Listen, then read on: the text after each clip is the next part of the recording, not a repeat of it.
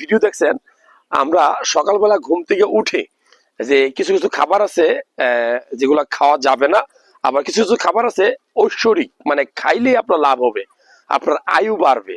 কিছু কিছু খাবার আছে আপনার আয়ু বাড়ায়, কিছু কিছু খাবার আছে আপনার আয়ু কেড়ে নেয়। আমি প্রথমে বলবো যে কোন খাবারগুলা খেলে আপনার আয়ুটা কমে যাবে। নাম্বার ওয়ান, তেলে ভাজা খাবার।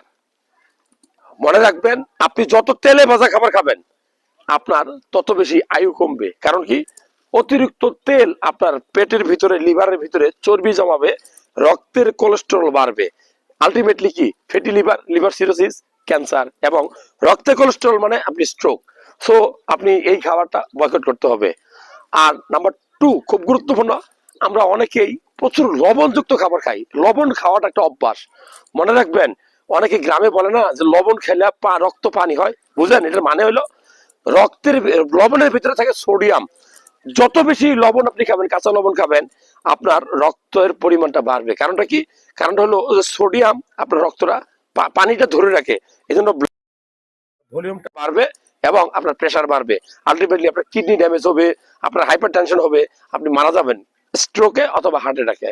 নাম্বার থ্রি, খুবই গুরুত্বপূর্ণ, সেটা হলো চিনি। অতিরিক্ত চিনি যদি আপনারা খান, কি হয় জানেন?